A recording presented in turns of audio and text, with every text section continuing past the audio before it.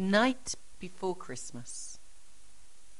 'Twas the night before Christmas, when all through the house not a creature was stirring, not even a mouse. The stockings were hung by the chimney with care, in hopes that St. Nicholas soon would be there. The children were nestled all snug in their beds, while visions of sugar plums danced in their heads. And Mamma in her kerchief and I in my cap had just settled down for a long winter's nap.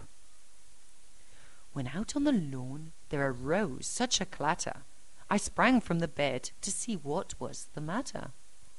Away to the window I flew in a flash, tore open the shutters, and threw up the sash.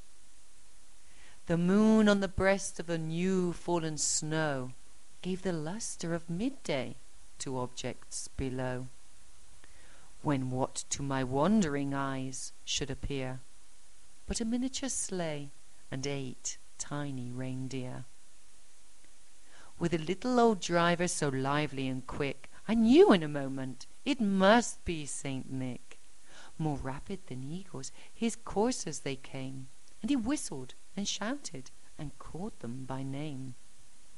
Now Dasher, now Dancer, now Prancer and Vixen, oh Comet, oh Cupid, oh Donner and Blitzen, to the top of the porch, to the top of the wall, now dash away, dash away, dash away all. As dry leaves that before the wild hurricane fly, when they meet with an obstacle mount to the sky, so up to the housetop the coursers they flew, with a sleigh full of toys, and St. Nicholas too. And then, in a twinkling, I heard on the roof the prancing and pawing of each little hoof. As I drew in my head and was turning around, down the chimney St. Nicholas came with a bound. He was dressed all in fur from his head to his foot, and his clothes were all tarnished with ashes and soot. A bundle of toys he had flung on his back, and he looked like a peddler just opening his pack. His eyes, how they twinkled, his dimples how merry, his cheeks were like roses, his nose like a cherry. His droll little mouth was drew up like a bow, and the beard of his chin was as white as the snow. The stump of a pipe he held tight in his teeth, and the smoke it encircled his head like a wreath. He had a broad face and a little round belly that shook when he laughed like a bowl full of jelly. He was chubby and plump, a right jolly old elf, and I laughed when I saw him in spite of myself.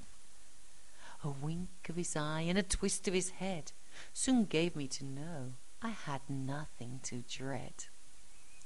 He spoke not a word, but went straight to his work, and filled all the stockings, then turned with a jerk, and laying his finger aside of his nose, and giving a nod, up the chimney he rose.